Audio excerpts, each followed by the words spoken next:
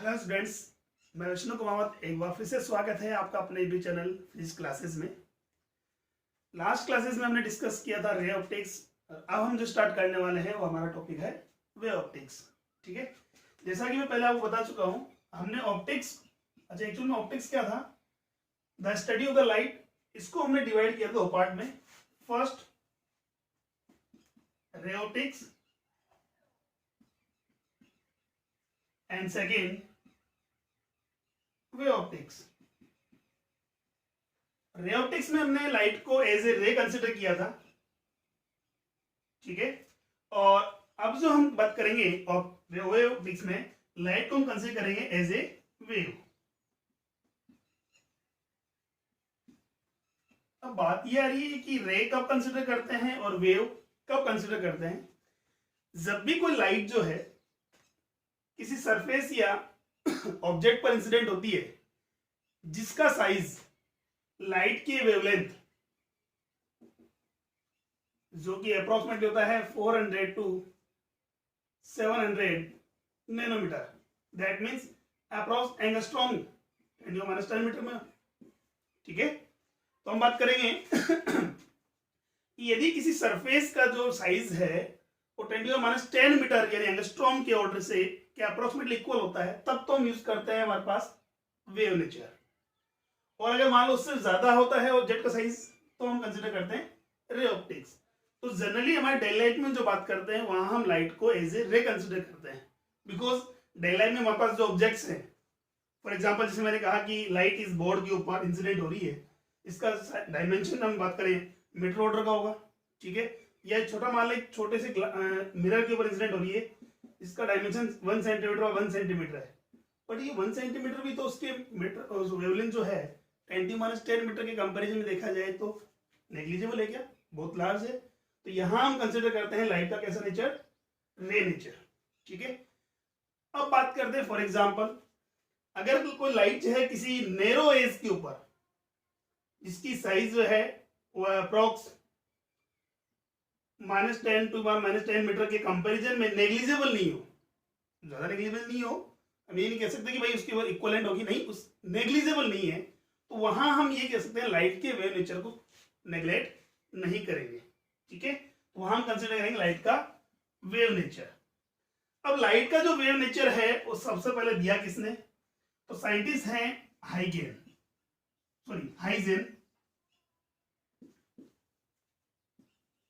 तो यहां हम बात करेंगे हाइजेन्स वेव थ्योरी।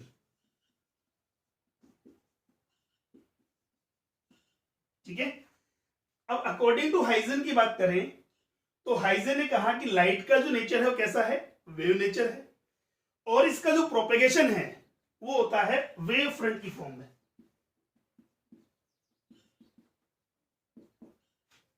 किसकी फॉर्म में, वेव फ्रंट की फॉर्म में।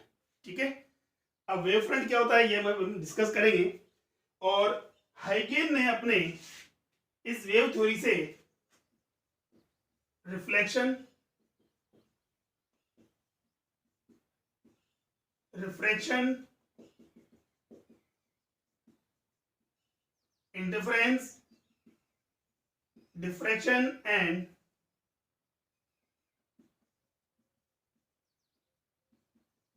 पोलराइजेशन को सक्सेसफुली एक्सप्लेन कर दिया। ठीक है, दैट मीन्स हम मानने में मजबूर हो गए कि हमारे पास वाकई में लाइट का नेचर भी कैसा है, वेव नेचर भी होता है। ठीक है, तो इस चैप्टर में जो हम स्टडी करेंगे वो करेंगे सबसे पहले रिफ्लेक्शन को, रिफ्रैक्शन को, interference, diffraction and polarisation by using Huygens wave theory. ठीक है, स्टार्ट करते हैं। अब देखो,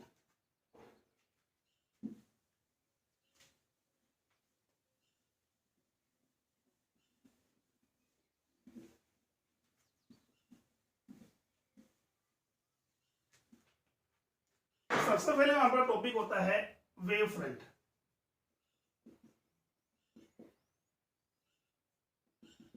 देखिए, सपोज करो कोई सोर्स है हमारे पास, ये सोर्स लाइट एमिट करेगा और किसकी फॉर्म में, वेव की फॉर्म में, और ये जो लाइट है हमारे पास ऑल पॉसिबल डायरेक्शन में मूव करेगी।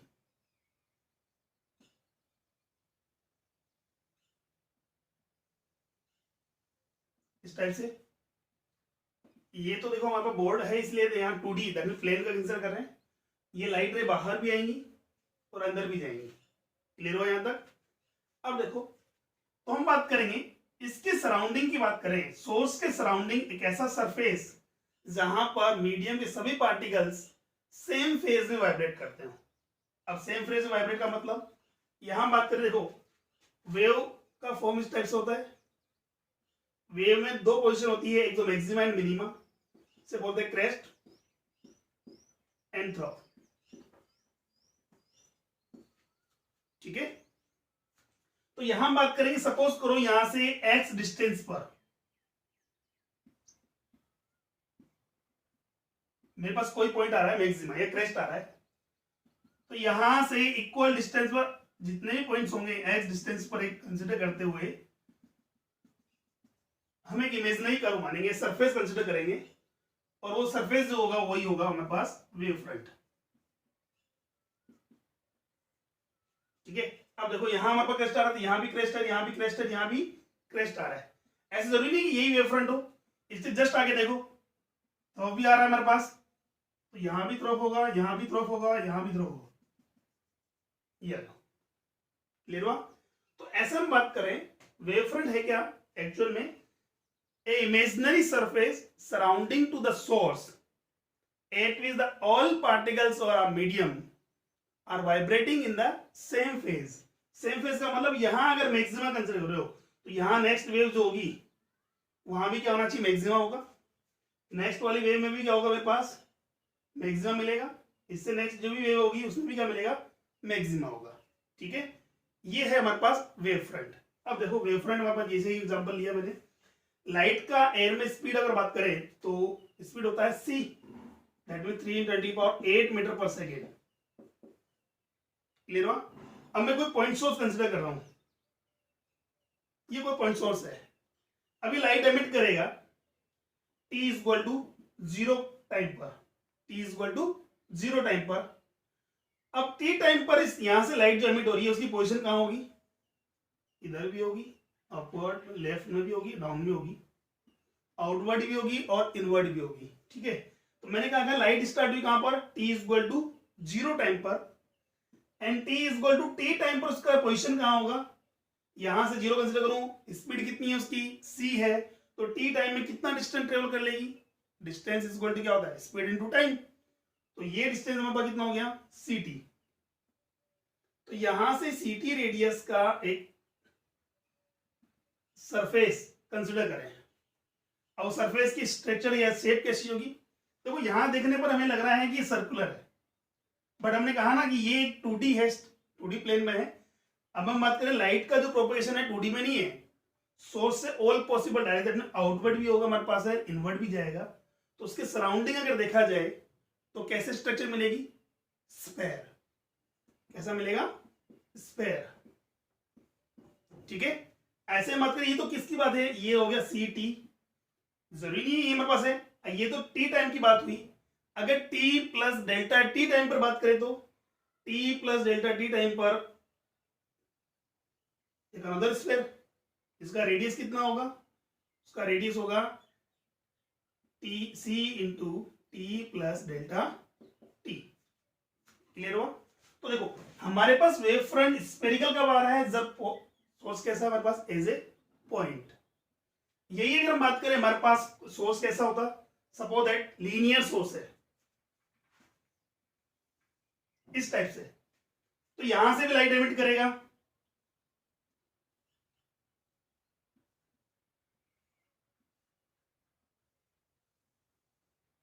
तो ये हम बात करें लीनियर सोर्स से बनने वाला जो वेव फ्रंट होगा उसका शेप कैसा होगा?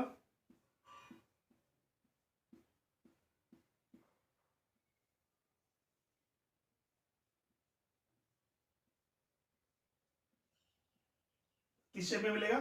सिलेंड्रिकल। ठीक है, दैट मीन्स हम बोल सकते हैं कि वेव फ्रंट का जो हमारे पास शेप है it depends on the size या नेचर ऑफ द सोर्स। ठीक है, फॉर एग्जांपल जैसे हमने बोला कि भी साइज मेरे पास है, सोर्स जो है एज ए पॉइंट है, तो हमारे पास वेव फ्रंट कैसा बनेगा? स्फेरिकल। और अगर हमारे पास है सोर्स एज ए लीनियर है, ठीक है, तो या स्लिट के टर्म्स में तो हम बात करेंगे कि यहां से क्या बनेगा, सिलेंड्रिकल। ठीक है, क्लियर हुआ। तो वेव फ्रंट है क्या हमारे पास, वेव फ्रंट हमारे पास हुआ imaginary surface surrounding to the source at which all particles of medium are vibrating in the same phase। Clear हुआ। अब बात करते हैं, ये तो था वेव फ्रंट। वेव फ्रंट के बाद हम बात करते हैं टाइप्स ऑफ वेव फ्रंट की।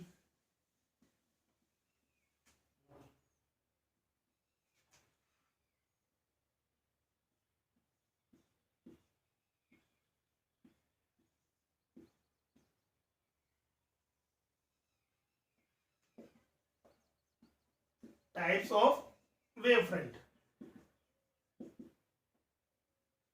There are three types of the wavefront. First, spherical. Second, cylindrical. And third, plane. ठीक है, अब देखो स्फेरिकल वेवफ्रंट कब बनेगा हमारे पास, जैसा कि हमने पहले डिस्कस किया कि जब if the source of light is as a point,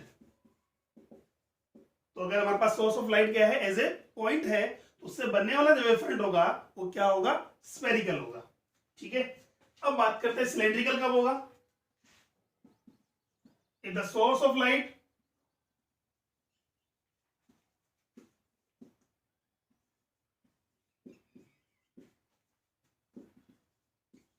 is a line, ठीक है, या लीनियर हम बात करते हैं, अगर लीनियर सोर्स है तो उससे बनने वाला वेवफ्रंट कैसा होगा, सिलेंड्रिकल होगा। अब बात करते हैं प्लेन वेवफ्रंट कब बनेगा। तो प्लेन वेवफ्रंट के लिए कोई पर्टिकुलर शेप फिक्स नहीं है हमारे पास की सोर्स के लिए, जैसे हमने बोला स्फेरिकल के लिए पॉइंट सोर्स होना चाहिए, सिलेंड्रिकल के लिए हमारे पास लाइन सोर्स या लीनियर सोर्स होना चाहिए, ऐसा प्लेन के लिए कोई फिक्स नहीं है। ये इसके लिए हमारे पास स्फेरिकल भी मतलब एज ए पॉइंट सोर्स भी हो सकता है और लाइन सोर्स भी हो सकता है। तो फिर प्लेन वेवफ्रंट बनेगा कैसे, वो देखिए हम। अब देखो सपोज करो हमारे पास कोई पॉइंट सोर्स है, तो क्या उसके सराउंडिंग हम बात करें तो मेरे पास जो वेवफ्रंट बनेगा कैसा बनेगा, स्फेरिकल, इस टाइप से। और अगर लॉन्ग डिस्टेंस की बात करें तो इस टाइप से। और डिस्टेंस पर अगर ले जाएं तो डिस्टेंट ऑब्जेक्ट की बात करें तो ये मेरे पास उस टाइप से मिलेगा कैसा, प्लेन में। देखो यहां डिस्टेंस मेरे पास कम है तो रेडियस ऑफ कर्वेचर भी क्या होगा, कम होगा। ये देखो हमारे पास इससे वो में आ रहा है, जैसे जैसे डिस्टेंस इंक्रीज हो रही है तो इस स्फेरिकल वेवफ्रंट का रेडियस ऑफ कर्वेचर जो है वो इंक्रीज हो रहा है। इंक्रीज होते होते फाइनली अगर बात बहुत लॉन्ग डिस्टेंस पे जाएं या डिस्टेंस की बात करें तो वहां बात करेंगे तो कैसा हो जाएगा, ऐसे प्लेन। दैट मीन मैं कहता हूं मैक्सिमम जो रेडियस ऑफ कर्वेचर कितना होगा, इनफाइनाइट।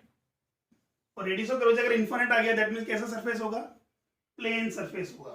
ठीक है, तो हम बात करते हैं कि प्लेन वेवफ्रंट कब बनेगा, if the source of light is placed at long distance, as a long distance, अगर मान लो बहुत डिस्टेंस पर रखा हुआ है तो वहां से जो हमारे पास वेवफ्रंट बनेगा दैट्स बी प्लेन वेवफ्रंट।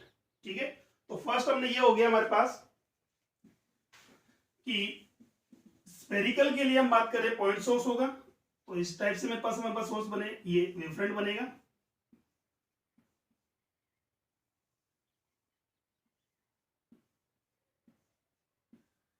ठीक है, ये मेरे पास स्फेरिकल है। सेकेंड, सिलेंड्रिकल कब बनेगा, जब हमारे पास लाइन सोर्स होगा। एग्जांपल हम बात करें ट्यूबलाइट जैसे कंसिडर कर लें।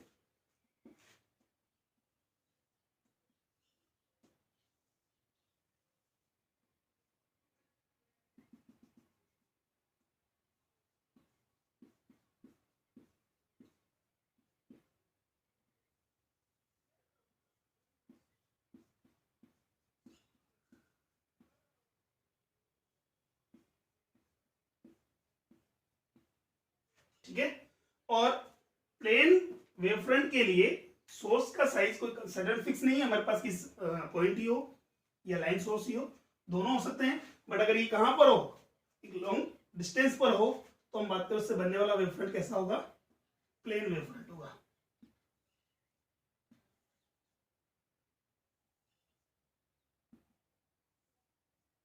ठीक है, यहाँ इमेजिन किया गया हमने कि सोर्स कहाँ पर है, इनफाइनाइट पर है। कैसा बनेगा हमारे पास wave front, plane wave front. Clear हो यहाँ तक? तो फर्स्ट हमने कहा वेव फ्रंट क्या होता है, imaginary surface surrounding to the source at which all particles of the medium are vibrating in the same phase is called wave front. ठीक है, अब टाइप्स ऑफ वेव फ्रंट की बात करें तो there are 3 types of the wave front, first spherical, second cylindrical and third is plane. Clear हुआ? अब spherical wave front कब कंस्ट्रक्ट होता है हमारे पास, जब हम बोले कि सोर्स कैसा हो हमारे पास, एज ए पॉइंट हो। और सेकंड सिलेंड्रिकल कब होगा, जब लीनियर सोर्स होगा। और प्लेन वेव फ्रंट कब होगा, जब सोर्स चाहे पॉइंट एज ए पॉइंट हो या लीनियर हो, बट कहां होना चाहिए, लॉन्ग डिस्टेंस पर है। ठीक है, क्लियर हुआ? अब देखो, तो वापस आते हैं हाइजेन पर।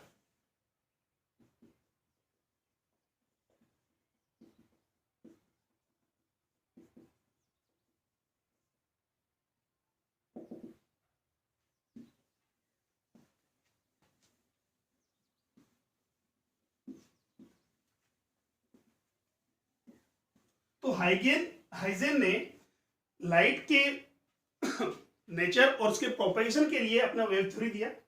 उस वेव थ्योरी में कुछ प्रिंसिपल्स हैं हमारे पास है, कौन कौन से हैं? फर्स्ट देखो, फर्स्ट प्रिंसिपल की बात करें अकॉर्डिंग टू हाइजेन की, तो the nature of the light is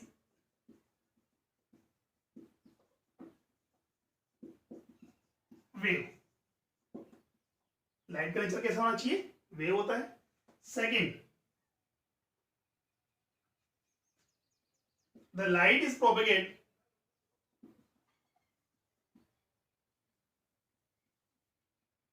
the propagation of light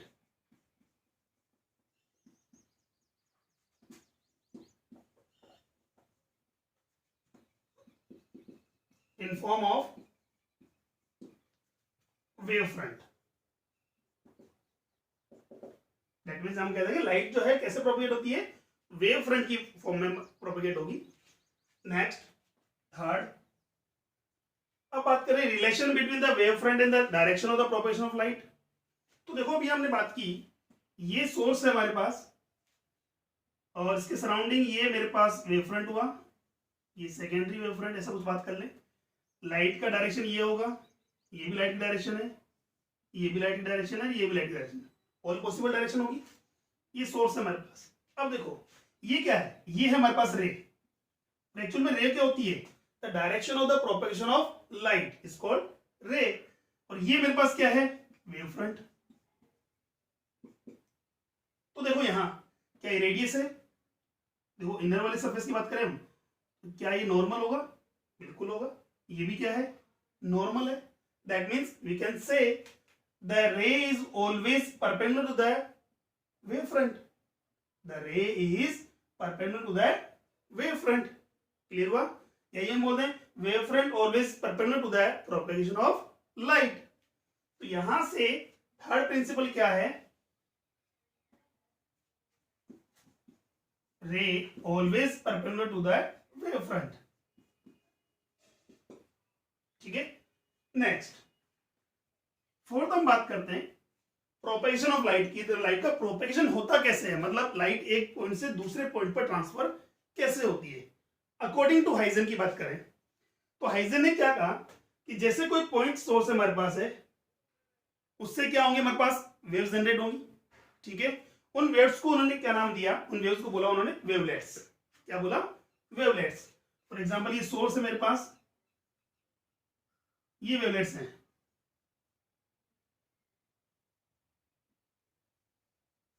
ठीक है, और यहां से कंसिडर होगा हमारे पास एक क्या, wave front.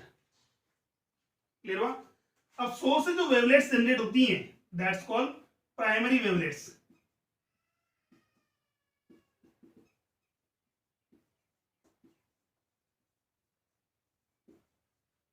Primary wavelets, the wavefront which formed by the primary wavelets is called primary wavefront। Sorry, primary wavefront. ठीक है, अब बात ये तो आ गई मेरे पास कि एक वेवफ्रंट जनरेट हो गया, यहां से लाइट आगे कैसे प्रोपेगेट होगी या कैसे ट्रांसफर होगी। तो उसके लिए हाइजेन ने क्या बोला कि the each and every point of primary wave fronts, each and every point of primary wavefront behave as a source for new wavelets. That means यहां बात करें तो ये हमारे पास वेवलेट जो सॉरी वेवफ्रंट है, इसका हर एक point as a source behave करेगा और न्यू वेवलेट्स प्रोड्यूस करेगा. ठीक है, अब न्यू वेवलेट्स का मतलब यहां से भी वेव जनरेट होंगी. क्लियर हुआ? उससे भी वेवफ्रंट बनेगा हमारे पास. ऐसे ही इस पॉइंट से वेवफ्रंट बनेगा, इस पॉइंट से वेवफ्रंट बनेगा.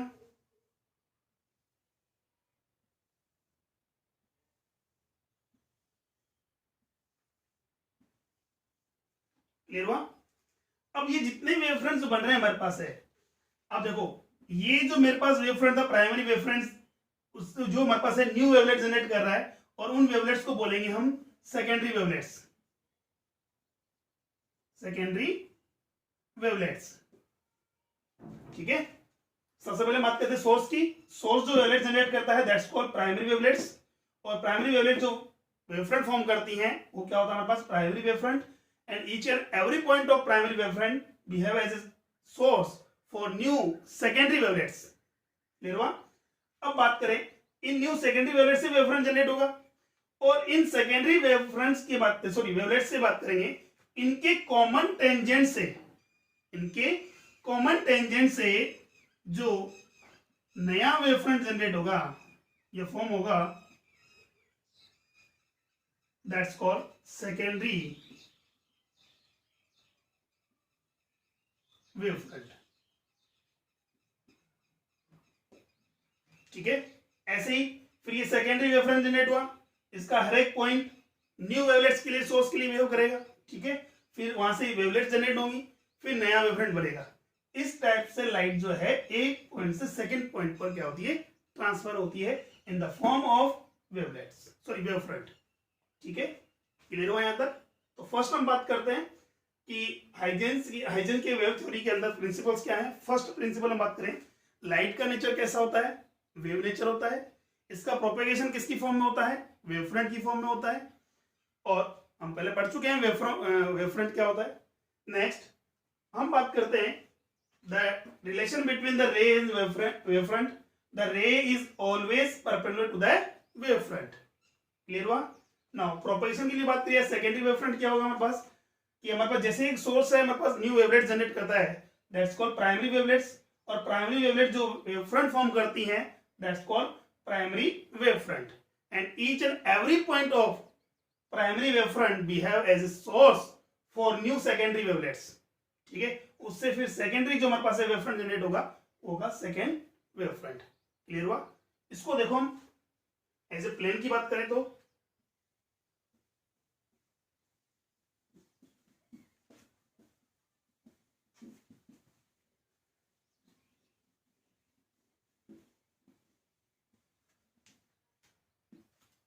फॉर एग्जाम्पल ये पॉइंट सोर्स है मेरे पास, और ये वेवफ्रंट जनरेट कर रहा है. ठीक है,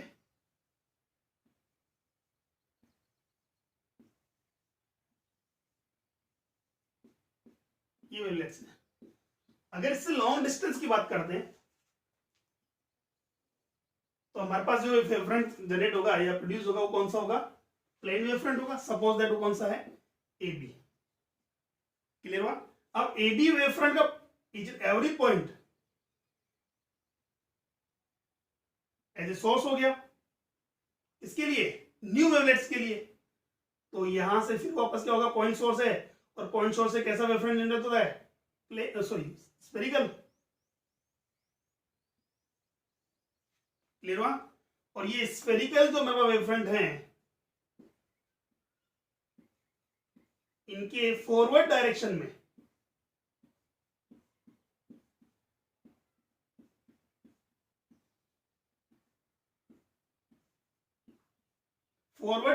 में जो कॉमन टेंजेंट होगा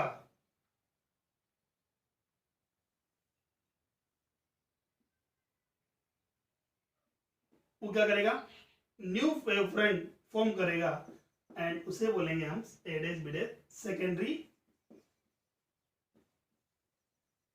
वेव फ्रंट।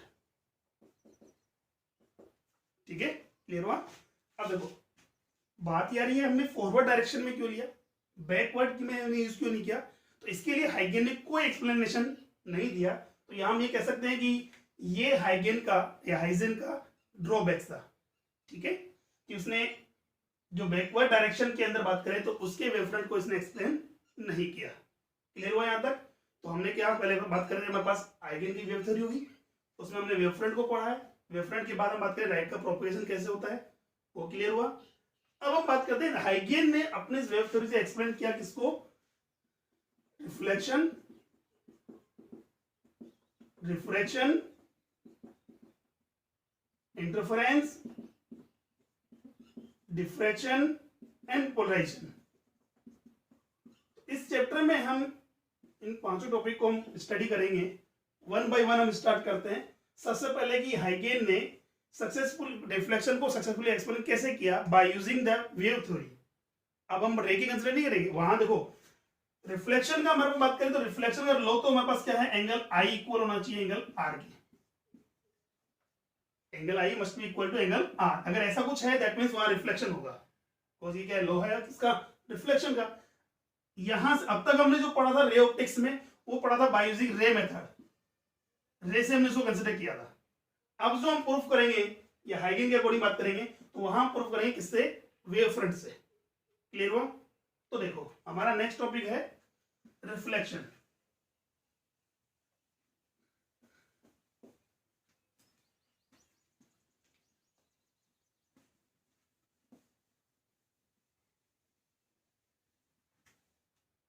तो हम फर्स्ट लिखते हैं explanation of reflection by using Huygens principle. ठीक है, देखो कंसीडर करो हमारे पास ये एक रिफ्लेक्टिव सरफेस है हमारे पास, और ये कोई पैरेलल लाइट बीम हम इस पर इंसिडेंट हो रही है।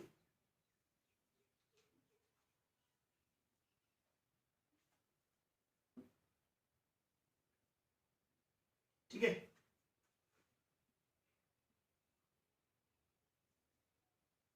अब देखो अब पैरेलल लाइट बीम में दैट मींस तो पॉइंट का सोर्स कहां पर होगा, इन्फिनिट पर होगा। इन्फिनिट का मतलब लॉन्ग डिस्टेंस पर अगर ऑब्जेक्ट रखा हुआ है या सोर्स है, दैट मींस उसका वेवफ्रंट कैसा होगा, प्लेन। अभी हमने बोला ना प्लेन वेवफ्रंट के लिए हमारे पास की साइड में कोई पोजीशन या शेप फिक्स नहीं है कि सोर्स जो हमारे पास हो एज ए पॉइंट हो या लीनियर हो, बट कहां पर इन्फिनिट होगा तो उससे कैसा बनेगा, हमारे पास प्लेन वेवफ्रंट बनेगा। तो ये मेरे पास हो गया वेवफ्रंट हो गया। ठीक है, और हमें पता है wavefront is always perpendicular to the propagation of light. तो मैंने इस बीम में 1 2 एंड 3 लाइट रेज को कंसीडर किया है। अब मैं इसी को यहां पर इंसिडेंट करता हूं। तो देखो जैसे लाइट रे इंसिडेंट होगी तो वेवफ्रंट भी सरफेस पर इंसिडेंट होगा। सपोज करो इंसिडेंट वेवफ्रंट कौन सा हमारे पास है, ए बी। क्लियर हुआ। और ये हमारे पास रिफ्लेक्टिव सरफेस है। क्लियर, देखो ये हुआ नॉर्मल हमारे पास। Suppose that light ray makes an angle I with the normal of the reflective surface. अब हमें पता है कि लाइट रे और वेवफ्रंट म्यूचुअली परपेंडिकुलर होते हैं, दैट मींस ये एंगल आई है, दैट मींस ये रिमेनिंग एंगल कितना हुआ 90 माइनस आई। नॉर्मल हमारे पास है सरफेस के राइट एंगल बनाता है, ये 90 माइनस आई है, तो ये एंगल कितना हो गया, अगेन इट मींस लाइट रे नॉर्मल के साथ जितना एंगल फॉर्म करती है, ठीक है, उतना ही एंगल वेवफ्रंट किस साथ बनाएगा भाई, रिफ्लेक्टिव सरफेस के साथ। ठीक, अब देखिए लाइट रे थर्ड जो हमारे पास है पॉइंट बी पर है, तब लाइट रे फर्स्ट जो है रिफ्लेक्टिव सरफेस ए पर इंसिडेंट हो चुकी है, सरफेस पर आ चुकी है। ठीक है, क्लियर हुआ। अब देखो ये मैंने मीडियम कंसीडर किया कौन सा, एयर, और यहां लाइट का स्पीड कितना है, सी। ठीक, अब बात करते हैं लाइट रे जो थर्ड हमारे पास है पॉइंट बी टू ए डेस तक आने में सपोज करो कितना टाइम लगाती है वो, टी टाइम लेती है। लाइट रे जो थर्ड है वो point B to A dash तक आने में कितना टाइम लेती है बेटा, टी टाइम ले रही है। तो क्या पॉइंट ए पर लाइट रे फर्स्ट उसका वेट करेगी कब, जब वो रिफ्लेक्ट हो तब हम जाए, नहीं ना भाई। हमने कहा कि लाइट ए जो फर्स्ट है वो पॉइंट ए पर इंसिडेंट हो चुकी है, बट लाइट रे थर्ड जो है अभी भी कहां पर है, एयर में ही है। कौन से पॉइंट पर, बी पॉइंट पर। जब लाइट रे थर्ड जो है बी टू ए डैश तक मूव करेगी तब तो लाइट रे फर्स्ट का पॉइंट ए से रिफ्लेक्शन हो चुका होगा, ठीक है। अब यहां मैं बात करूं, ये अगर टाइम टी टेकन कर रही है दैट मींस यहां से ये ऑलरेडी टी डिस्टेंस ट्रेवल कर चुकी होगी, ठीक है भाई। हमने कहा लाइट हमारे पास पॉसिबल है नहीं रेस्ट में आ जाए, तो अब जैसे ही लाइट रे यहाँ आएगी उसका रिफ्लेक्शन होगा, रिफ्लेक्शन होकर हमारे पास जाएगी। ये सपोज पूरा इंसिडेंस एंगल आई है तो ये रिफ्लेक्शन कितना मान लिया मैंने, आर कंसिडर किया है, ठीक है। अब बात करते हैं, तो यहाँ बी टू ए डैश तक आने में कितना टाइम लग रहा है, उसको टी टाइम लग रहा है, दैट मींस ये कितना डिस्टेंस हो गया, सी टी। तो ये भी ऑलरेडी पॉइंट ए से कितना distance, c t distance travel कर चुकी होगी। ये हो गया हमारे पास बी डैश पॉइंट, ये हमारे पास हो गया रिफ्लेक्टिव वेव फ्रंट। उसके बाद दोनों का प्रोपगेशन कॉमन चलेगा, ये first dash, second dash and third dash, ठीक है। तो यहां से मात्र इंसिडेंट वेव फ्रंट कौन सा है, ए बी है, ठीक है। लाइट बीम कौन सा 1 2 एंड 3 इंसिडेंट हमारे पास हो रहा है। इसके बाद जैसे इंसिडेंट हुआ रिफ्लेक्टिव लाइट बीम हमारे पास आ रहा है 1 डैश 2 डैश एंड 3 डैश, और रिफ्लेक्टिव वेव फ्रंट कौन सा होगा हमारे पास, ए डैश बी डैश। ये क्या होगा हमारे पास, राइट एंगल। क्लियर हुआ। अब देखो ये मेरे पास हमने बोला है अगर इंसिडेंट रे वेव नॉर्मल के साथ कितना एंगल फॉर्म कर रही है, आई एंगल, ठीक है। तो हम बात करें हमारे पास है, और incident wave front reflective surface का कितना बना रहा है, आई एंगल। ऐसे रिफ्लेक्टेड रे हमारे पास आर एंगल अगर मैं करती है किसा नॉर्मल के साथ बनाती है, दैट मींस रिफ्लेक्टिव सरफेस या वेव फ्रंट भी सरफेस कितना बनाएगा, आर। क्लियर हुआ। अब देखिए यहां बात कर रहा हूं ट्राइंगल हमारे पास A B and A dash, in triangle A B and A dash and triangle A dash B dash.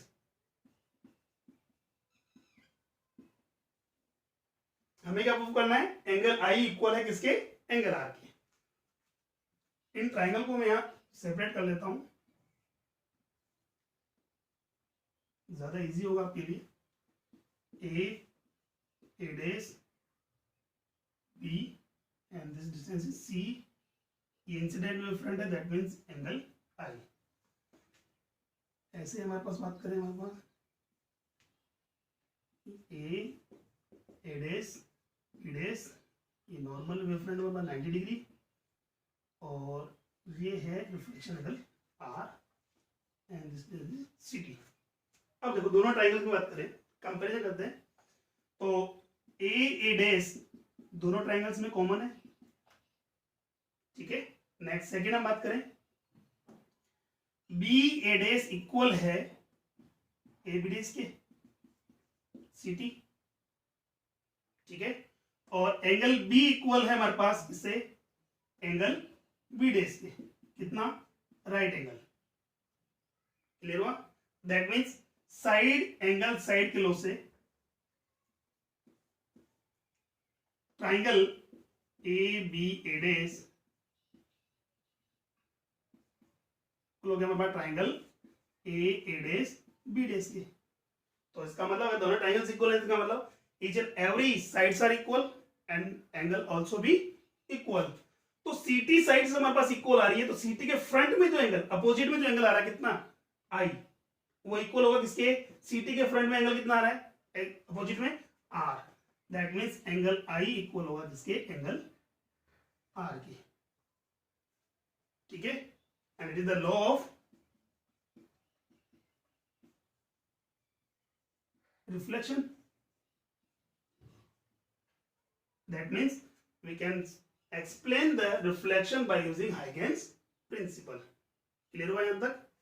वापस हम बात करते हैं, हमारे पास एक वेव फ्रंट है, incident wave, plane wave front हमारे पास है, जो रिफ्लेक्टिव सरफेस पर इंसिडेंट हो रहा है ए बी, कितने एंगल पर, आई एंगल पर, और आर एंगल पर उसका क्या होगा, रिफ्लेक्शन हो गया। जब लाइट रे फर्स्ट जो पॉइंट ए पर इंसिडेंट होती है, तब लाइट रे थर्ड जो है पॉइंट बी हवा में रहती है हमारे पास, ठीक है, एयर में। जैसे ही लाइट रे बी ए डैश पर इंसिडेंट होगी तो लाइट रे फर्स्ट का पॉइंट ए पर रिफ्लेक्शन हो चुका होता है। सपोज करो इसने कितना टाइम लिया, टी टाइम लिया है, तो कितना डिस्टेंस ट्रेवल कर रही है, सी टी डिस्टेंस ट्रेवल कर रही है। दैट मींस लाइट रे थर्ड का ए डैश से रिफ्लेक्शन होगा, उससे पहले लाइट रे फर्स्ट जो है पॉइंट ए से c t distance already travel कर चुकी होगी। क्लियर हुआ? उसके बाद दोनों एक साथ मूव करेंगे। क्लियर है? तो ये मेरे पास बनेगा कौन सा, रिफ्लेक्टिव वेव फ्रंट।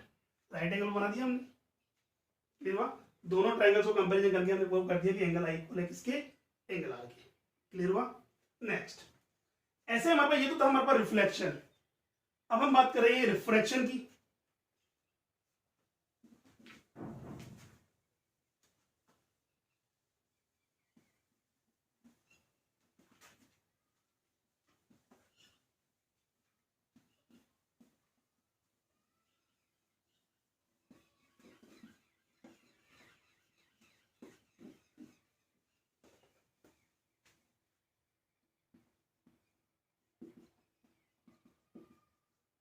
रिफ्रैक्शन, ठीक है। अब देखो, तो रिफ्रैक्शन को प्रूव करने के लिए हमें क्या प्रूव करना पड़ेगा, स्नेल्स लॉ। स्नेल्स लॉ अगर प्रूव करते दैट मींस रिफ्रैक्शन प्रूफ हो जाएगा। तो स्नेल्स लॉ क्या है हमारे पास, sine I upon sine R is equal to mu two by mu one, और mu one sine I is equal to mu two sine R. अगर ये प्रूफ कर देते हैं तो हमारे पास रिफ्रैक्शन भी क्या हो जाएगा, प्रूफ हो जाएगा। देखो, ये बाउंड्री सरफेस हमारे पास है। ऐसे अपर साइड की बात करते हैं, हमारे पास है रिफ्रैक्टिव मीडियम कौन सा है, mu one, sorry medium M1 है जिसका रिफ्रैक्टिव इंडेक्स कितना है, म्यू वन है। नेक्स्ट हमारे पास है मीडियम M2, सेकंड मीडियम, इसका रिफ्रैक्टिव इंडेक्स कितना हो गया, म्यू टू कंसिडर किया हमने। ठीक है, वही अगेन एक पैरेलल लाइट बीम हमारे पास है।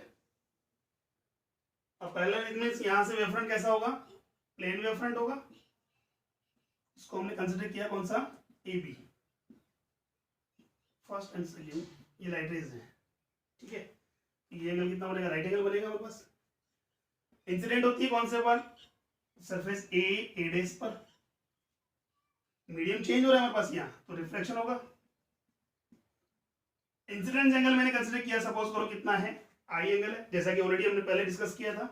अगर लाइट रे नॉर्मल के साथ आई एंगल बनाती है दैट मींस वेवफ्रंट जो होगा उस सरफेस के साथ भी आई एंगल बनाएगा। कैसे बनाएगा, देखो ये एंगल आई है, ये राइट एंगल हमारे पास हुआ, तो ये रिमेनिंग एंगल कितना हुआ, 90 माइनस आई। और नॉर्मल जो है सरफेस है राइट एंगल पर होता है, टोटल एंगल 90 डिग्री हमारे पास है। ये 90 माइनस आई है, ऐसा कब पॉसिबल होगा, जब ये कितना होगा, आई एंगल होगा। क्लियर हुआ? अब वही बात हम बात करते हैं, जब लाइट रे फर्स्ट पॉइंट ए पर होती है तो लाइट रे सेकंड जो हमारे पास पॉइंट बी पर होगी। अब सपोज करो लाइट रे जो सेकंड जो है point B to A dash तक आने में कितना टाइम ले रही है, टी टाइम ले रही है।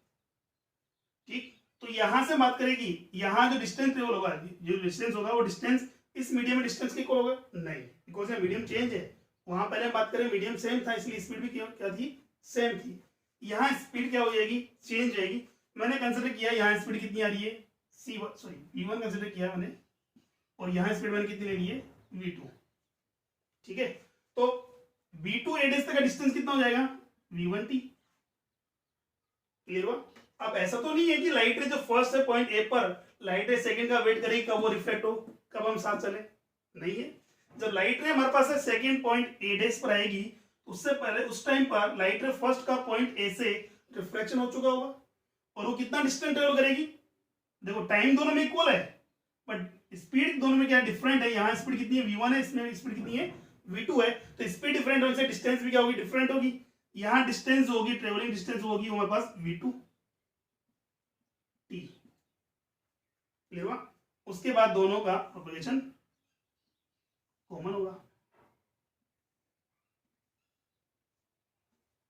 ठीक है, इसके अकॉर्डिंग हमने कहा कि लाइट हमारे पास है mu two is greater than to mu one है। लाइट जो है rare medium to denser medium में एंटर कर रही है, तो after refraction reflected ray shift towards to the normal. अब यहाँ इंसिडेंस एंगल कितना है, आई है, और रिफ्रैक्शन एंगल कितना हुआ, आर। अब हमने बोला जब लाइट रे नॉर्मल के साथ एंगल आई बनाती है तो रिफ्लेक्शन सॉरी वेवफ्रंट भी सरफेस का कितना बनाएगा, आई बनाएगा।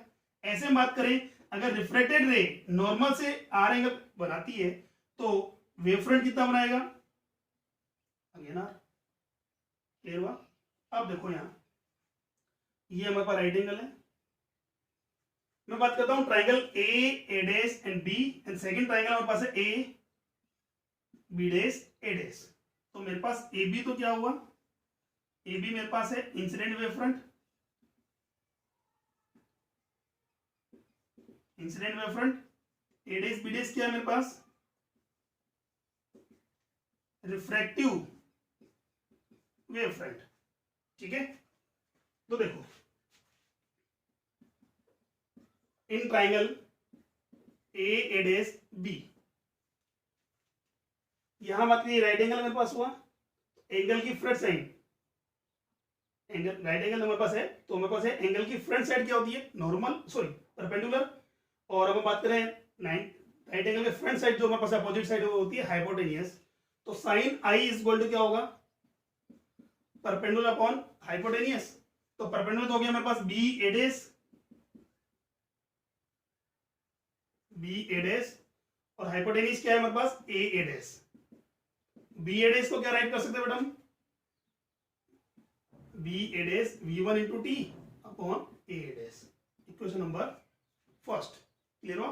नाउ सेकंड हम बात करते हैं, सेकंड ट्राइंगल हमारे पास हो गया A B dash A dash, in triangle A dash B dash.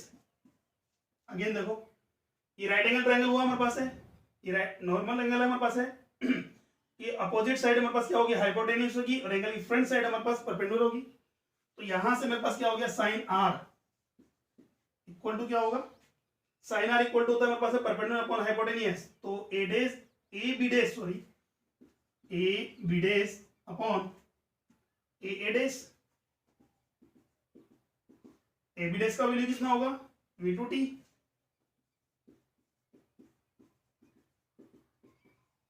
Question number second. Clear हुआ। Now by using equation first and second,